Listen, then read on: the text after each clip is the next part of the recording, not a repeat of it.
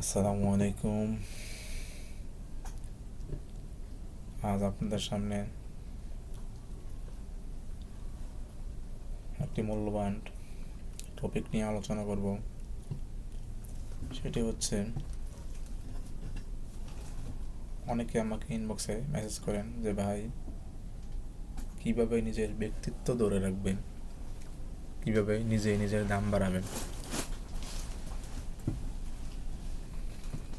অনেকে ব্যক্তিত্ব হারিয়ে ফেলেন, নিজেকে একদম দাম কমিয়ে ফেলেন।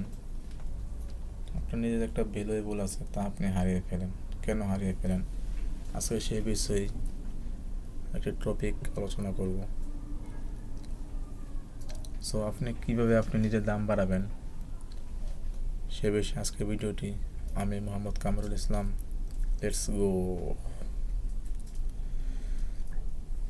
প্রথম পয়েন্টটি হচ্ছে, কাউকে একসাথে 3বারের বেশি ফোন দিতে যাবেন না।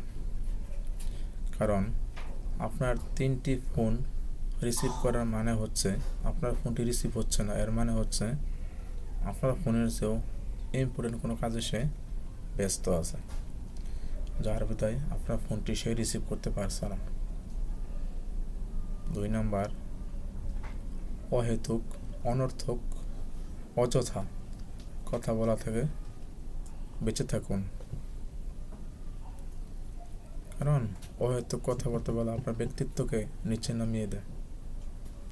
কোনো এক মনীষী বলেছিলেন কি জানেন? আমি অনেক জায়গায় সম্মানিত হয়েছি কথা না বলার কারণে, আবার অনেক জায়গায় অপমানিত হয়েছি বেশি কথা বলার কারণে। এ থেকে আপনি আমি কি বুঝলাম? বেশি কথা বললে ব্যক্তিত্ব কমার পসিবিলিটি অনেক বেড়ে যায়। সো হাদিসেও এসেছে, যে ব্যক্তি চুপ থাকলো সে যেন নাজাত পেল। আমাদেরকে অনর্থক কথা বলা থেকে আল্লাহ তাআলা হেফাজতে রাখুক। 3 নাম্বার, আগে ভালোভাবে শুনুন, দেন আনসার দিন।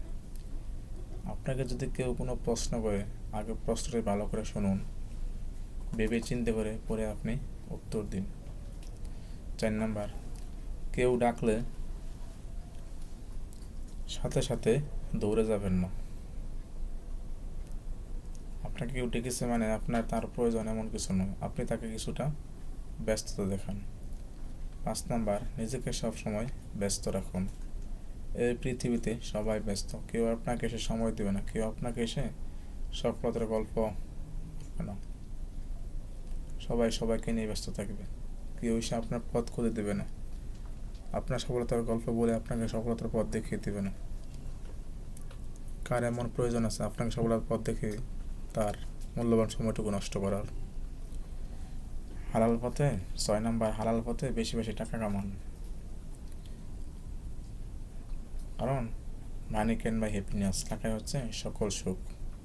আপনার টাকা আছে মানে আপনার সবই আছে। টাকা থাকলে আপনি সমাজের রাজা, টাকা থাকলে আপনি সমাজে গণ্যমান্য ব্যক্তি। টাকা নেই, আপনার সমাজে কোনো দাম নেই। টাকা আছে, আপনি সমাজে ইম্পর্টেন্ট কোনো পার্সন। কতটা সম্ভব একা থাকুন, জনসমাগম এড়িয়ে চলুন। 8 নাম্বার, নম্র ভদ্র থাকুন। কথায় কথায় কাউকে বিভ্রান্তিমূলক প্রশ্ন করবেন না।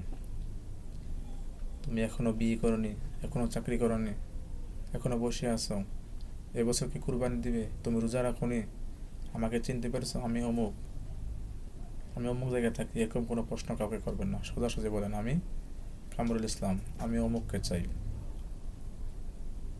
সো আশা করি আজকের পয়েন্টটি আপনাদের কাছে ভালো লেগেছে।